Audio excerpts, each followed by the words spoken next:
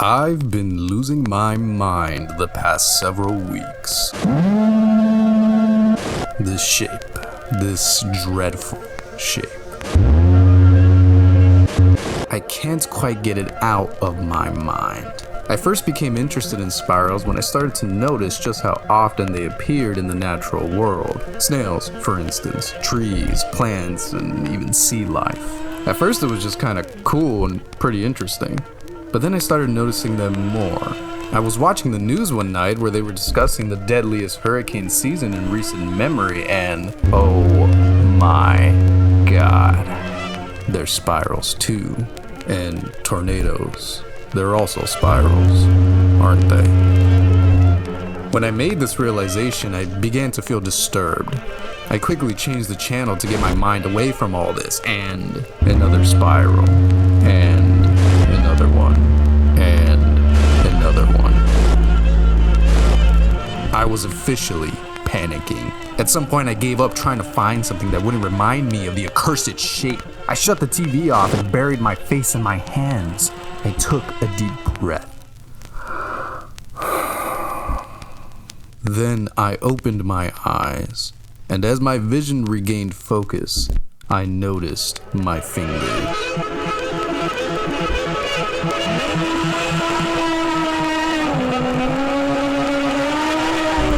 I had no choice but to remove them. Believe it or not, this was more or less an accurate recreation of a little manic episode I had back in 2017 when I first discovered the rabbit hole that is the spiral. And I want to share a bit of that mania with you today by focusing on the most famous use of the spiral in horror media.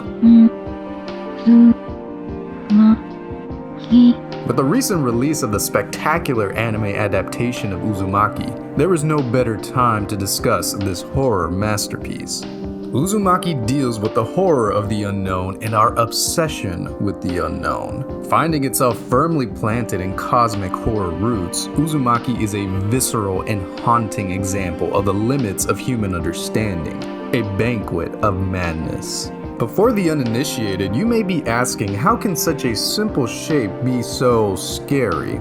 Well, I would encourage you to find out with me today on this Spooktober night as we spiral into the horror of Uzumaki with your hosts, Ram and the Lamb. Viewer discretion is advised. For the uninitiated, Uzumaki is a manga by legendary horror artist and adorable grandpa Junji Ito, which is now adapted to an anime on Adult Swim where the simple shape of a spiral becomes the root of unimaginable horror. Set in the small, seemingly peaceful town of Kurozucho, Uzumaki tells the story of a quiet town slowly falling victim to an obsession so strange, so unnatural, that it twists not only the minds of its people, but the very fabric of reality itself. Unlike other pieces of horror where a specific creature or villain is the source of fear, Uzumaki introduces something far more abstract, a shape, a pattern, an obsession.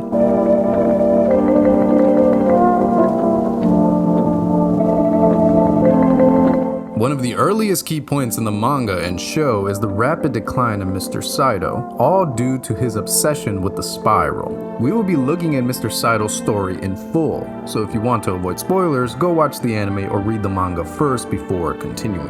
Mr. Saito's fascination with spirals begins innocently enough.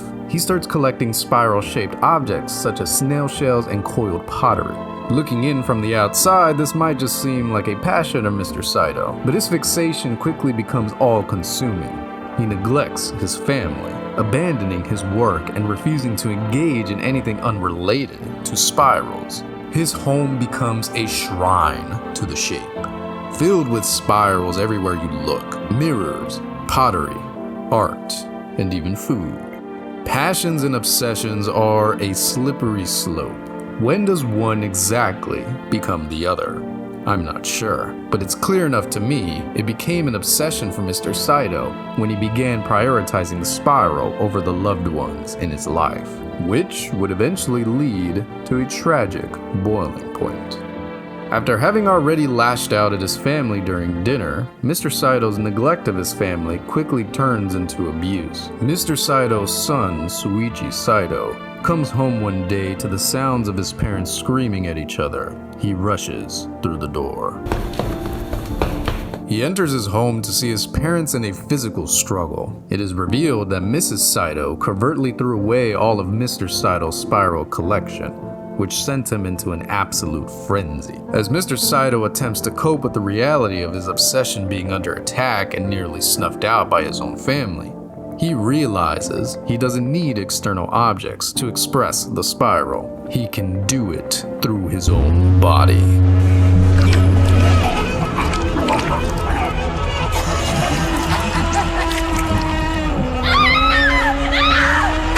Several days later, Mr. Saido passes away. The cause of death, according to the Saido family, was that Mr. Saido fell down the stairs and hit his head. But the truth is so much worse. Shortly after his borderline domestic abuse outburst, Mr. Saido seemingly disappeared. His family looked everywhere in the house for him, but hope seemed lost until a sealed wooden tub in the middle of his study. This wasn't here before. Mrs. Saido reaches to open it. When did he get this?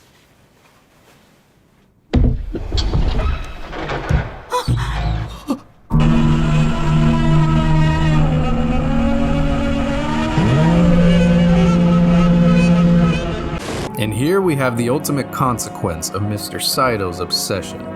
He has become one with the object of his fixation. He has become one with the spiral. His legs and arms are grotesquely bent, and his torso is tightly coiled, as if every muscle and bone in his body had been warped to follow the shape of the spiral. His facial features are stretched, his eyes wide open, but devoid of life, frozen in a grotesque expression that seems half entranced, half agonized. At the crematorium, the atmosphere is heavy with dread.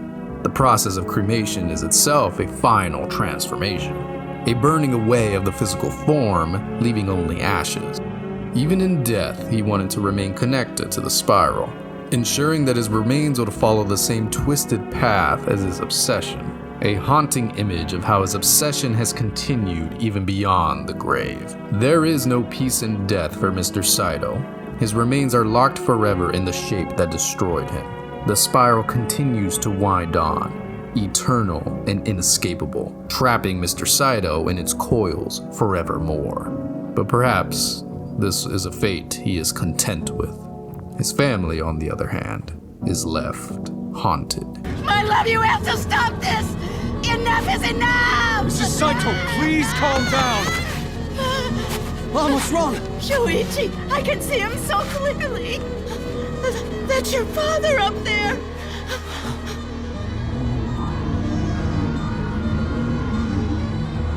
What a great build-up and introduction to this horror masterpiece. As much as I enjoyed the anime, despite its blemishes, my one wish was that each episode was a bit longer so that it could properly build up tension and dread like the manga does. The episodes, especially the first one, felt quite rushed in regards to pacing, which can be at the detriment of horror. But that's not the animation studio's fault. They did an incredible job. My disappointment is immeasurable, and my day is ruined. Just a shame they didn't get more funding for a longer series. But I shouldn't be surprised by the antics of the bastards with the money. It's only limited by the bastards with the money. So, Junji Ito is no stranger to exploring how obsession wraps our minds and bodies, most notably expanding on this theme in The Enigma of Amigara Fault. But this early story in Uzumaki acts as a sort of precursor. It showcases how obsession can rapidly pervert passion into something horrifying and destructive.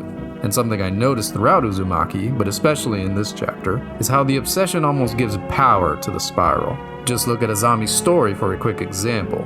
Her inner spiral lay somewhat dormant for almost the entire time since it appeared on her forehead as a crescent scar when she was a kid.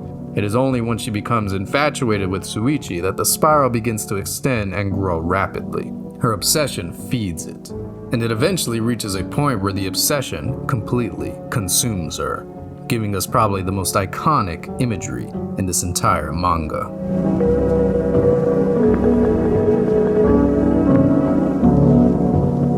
Obsession is scary because of how quickly it can transform a person. But on top of that, obsession is also like a virus.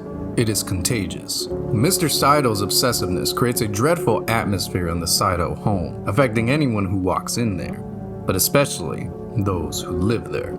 Much like a virus taking root in a household when one family member gets sick, unless your immune system can fight off the virus, you'll eventually catch it yourself.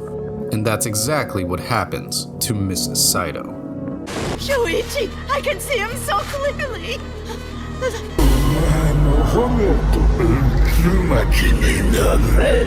In the immediate aftermath of her husband's death, Mrs. Saito is left emotionally and mentally shattered.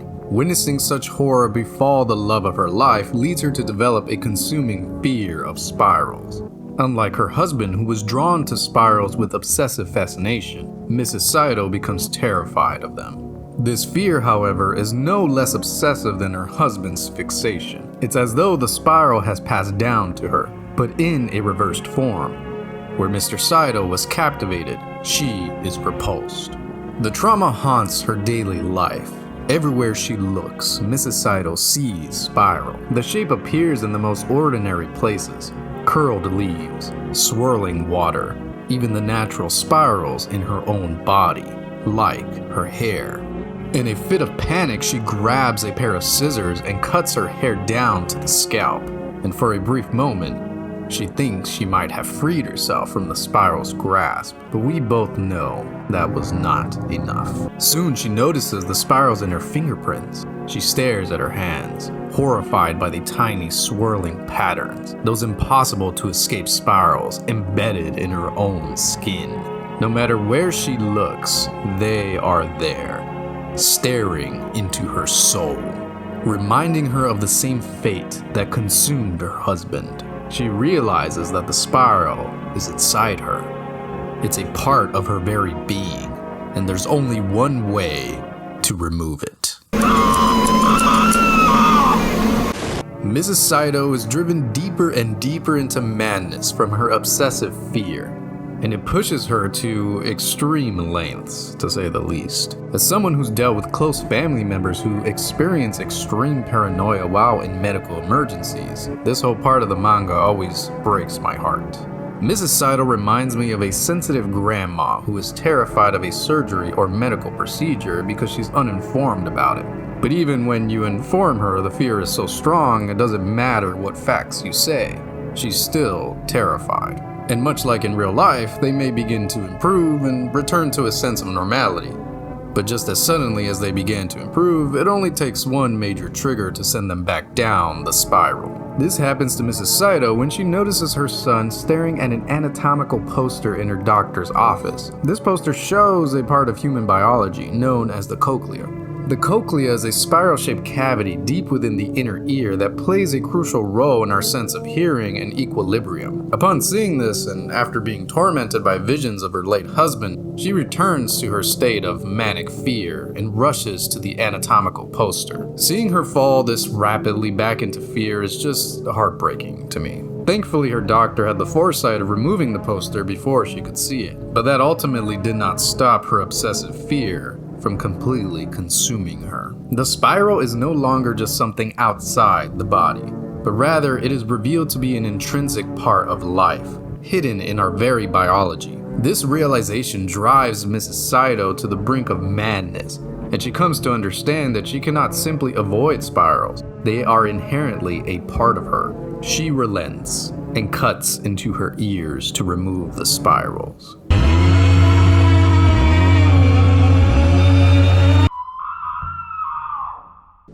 What follows is quite frankly a fate worse than death.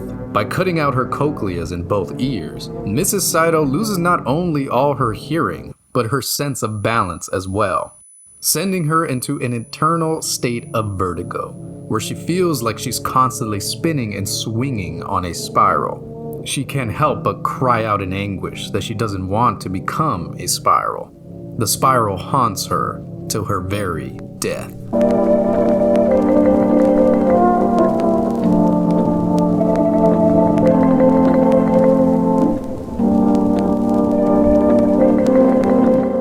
Once the spiral takes hold, it never truly lets go. It passes from person to person like a virus or a curse, twisting your perception and warping your reality. What begins with one person's fixation can ripple outward, infecting those closest to them, until everyone is caught in the spiral's relentless pull. In Uzumaki, the spiral is more than just a shape. It's an unstoppable force of nature, one that leaves no one untouched. This is a reminder to get into the pull of the spiral and subscribe. You can't fight nature. Subscribe. I also fell victim to this obsession all those years ago when I first discovered spirals. Me and Mr. Saito are not so different. The more I became fascinated and the more that I learned about the spiral, I was sucked deeper and deeper into its expansive gaze. And the farther I fell, I began to realize the path had no end. It's infinite. An abyss.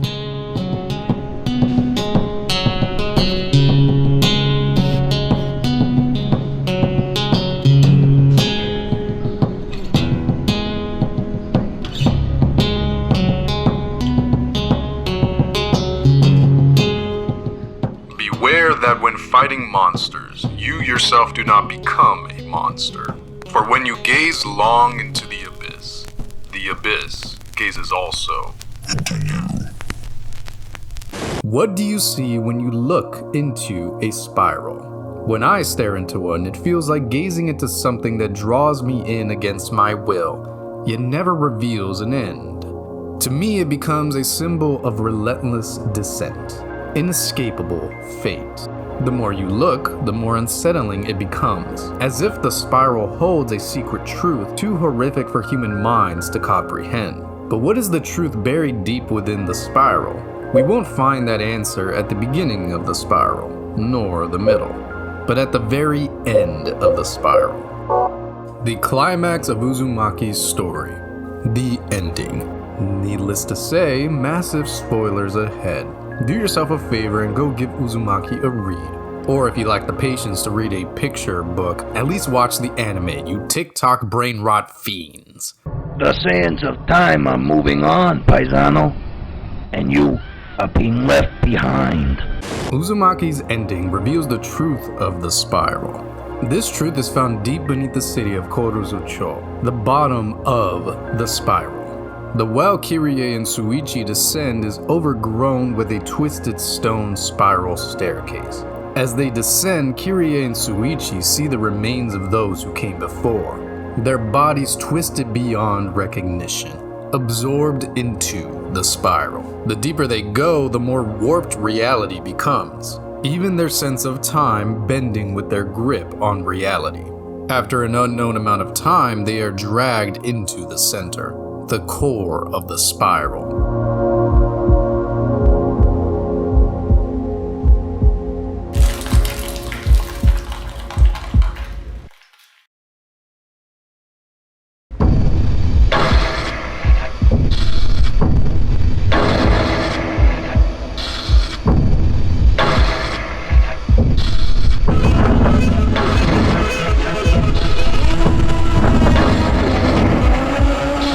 A sight which elicits awe and sublimity.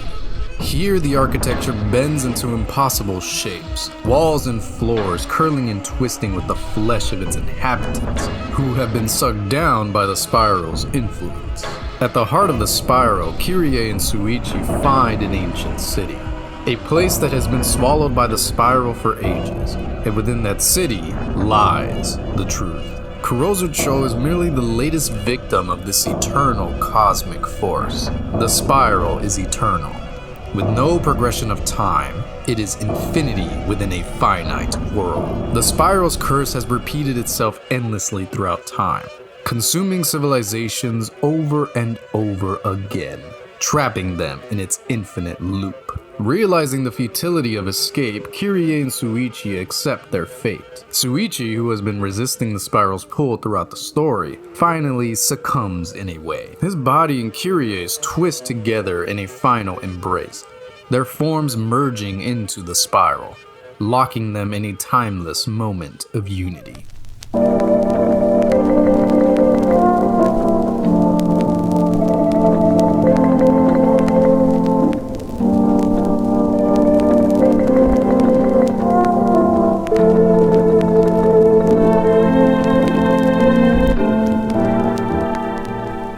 lies at the center of a spiral. In short, a paradox. Nothing and everything, all at once. Infinity. Now, we're going to get a little lost in the sauce for a bit. That's right, everybody. It's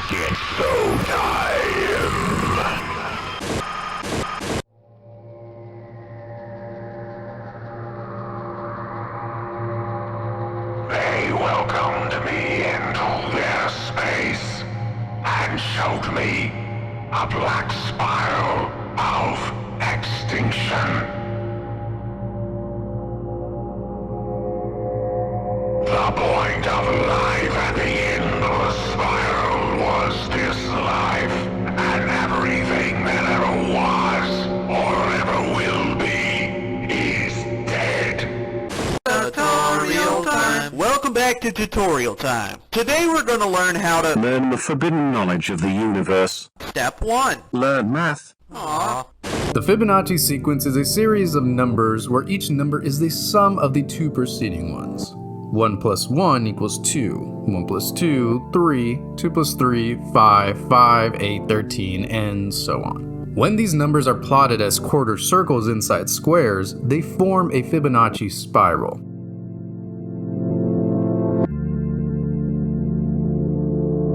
This shape mirrors how objects grow or distribute in the natural world. From the arrangement of leaves on a stem, to the spiral pattern of seeds in a sunflower, or the shape of seashells. These spirals are so prevalent in nature, I just so happened to find a family of them in my backyard during the making of this video. In theory, no matter how far you zoom out, the spiral can keep adding new arcs to itself, meaning there is no endpoint. There is always another number beyond the current one, and always a new layer of the spiral waiting to unfold, or inversely, collapse in on itself. This is the first way in which the spiral is infinite. The second way is through something called the golden ratio, otherwise known as phi.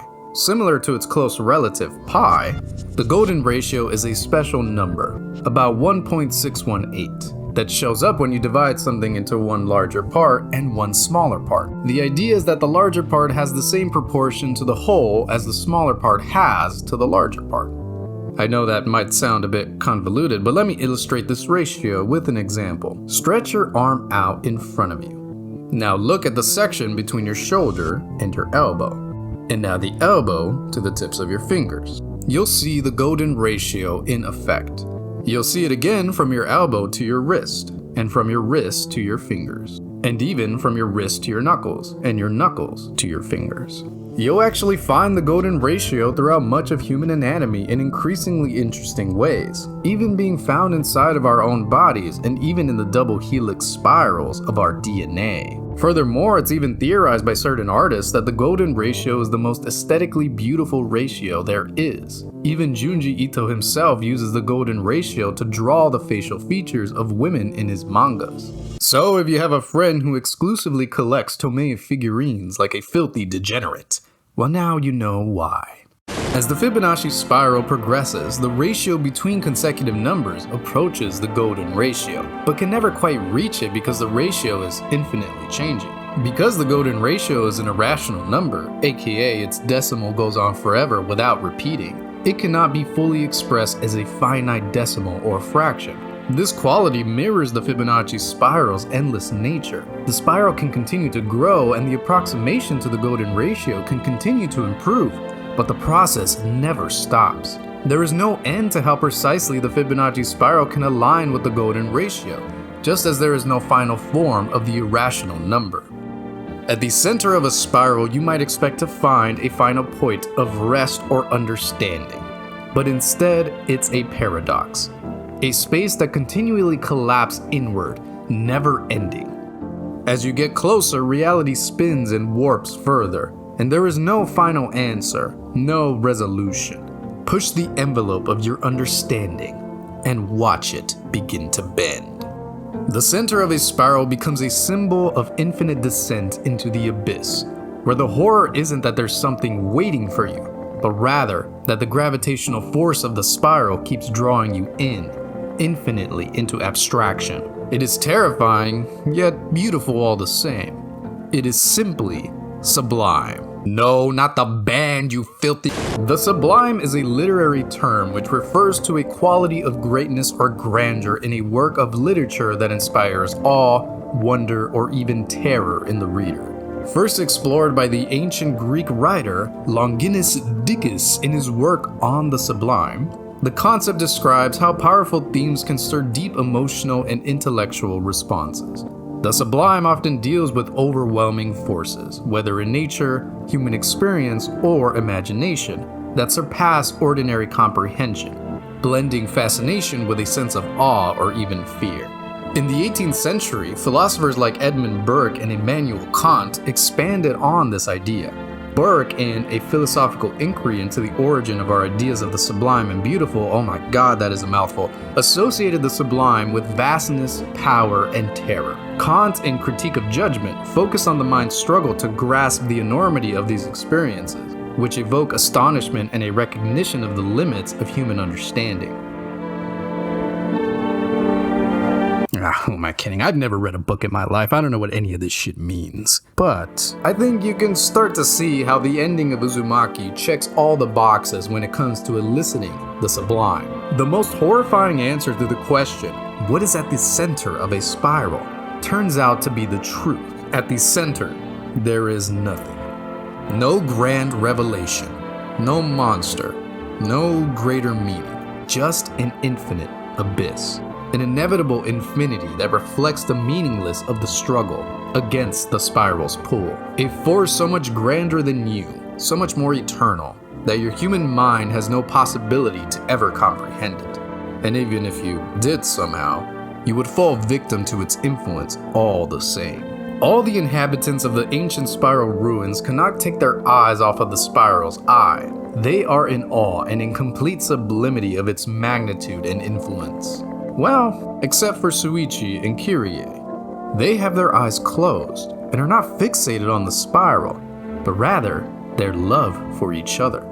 Their love is eternalized, like statues, engraved in this infinite loop of time. Their infinite experience is not of pain or fear that is often the darker half of sublimity, but rather they accept their insignificance in light of this cosmic eternal power, and instead of giving into the dread that might come with feelings of insignificance, they instead decide to focus on what they do possess as humans, their capacity to love.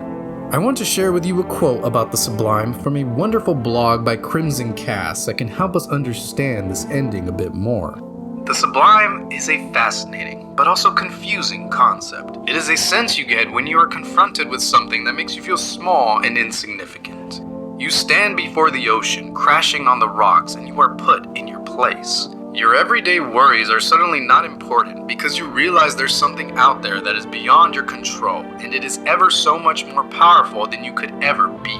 The Romantics seem to believe that this sense of the sublime was the key to enlightenment. The sublime enables one to let go of their intellect, to let go of their conscious self. It's sort of this belief that there's something out there beyond our understanding, that our brains are so limited that they hinder us in any attempt to find it. The sublime allows us to lose consciousness and abandon reason, so we can rely solely on our spirit to explore what it is that is out there.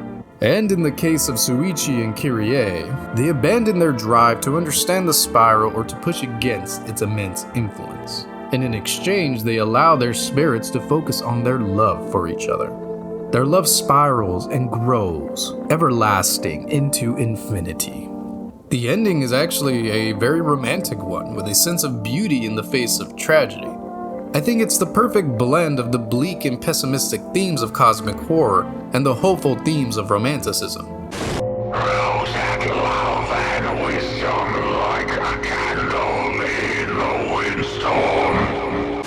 I'm curious to see the reception of the ending from newcomers whose first experience with Uzumaki was with the anime. Even back in the day when people were talking about the manga, the ending was controversial because it didn't match people's expectation. Although honestly, I'm not sure what some people were expecting. Perhaps a fan service beach episode. Wow, I love my friends, and I love my God, and I love my country, and God bless America, I guess. What else can you say? I mean, listen, it's in your right to dislike the ending, but at least try to interpret the ending for yourself. The world we live in possesses great profound mysteries that we as humans cannot cope to understand or solve with intellect alone. Are the Fibonacci sequence and golden ratio proof that humans discovered math and did not invent it? If the former is true, would that suggest that the universe has a consistent and intentional design? Does consistent design point to an intelligent creator? Are there forces beyond our understanding? The spiral represents these grand questions which intellect cannot and will not solve alone. We find spirals in math, in nature, in our own bodies and DNA. Even our galaxy is a spiral. And at the center of our galaxy, a black hole, an infinite abyss. A force that we know so little of that we only recently in 2022 learned what it actually looks like in this blurry and barely tangible photo. What hope do we have to solve the unknown of the world with our minds and bodies alone? Manga and anime alike have the common trope of the protagonist prevailing against insurmountable odds. Much of anime plays into this escapism and power fantasy by presenting a seemingly unsolvable problem or unbeatable force which eventually the oh-so-special MC overcomes. But this is not reality. What would you do in Shuichi's and Kirie's situation? Would you run? Attempt to climb back up out of the staircase? Whipping Nene? Yeah. It ultimately doesn't matter. You would succumb to an infinite and grander force all the same. Kirie and Shuichi made the right decision. It's futile to fight forces larger than us. You can't win against nature, and you certainly cannot win against entropy. What's best is to focus on what ultimately matters in our existence: love and the pursuit of good. And this is what Uzumaki's ending leaves me with: optimistic hope in the dark face of infinite abstraction and horror.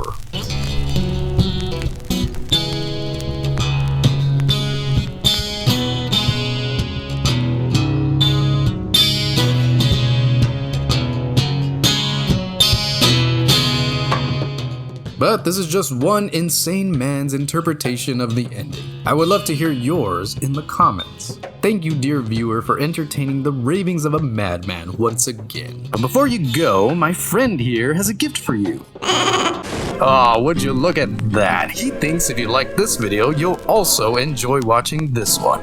You're not gonna leave him hanging, right? I'll see you.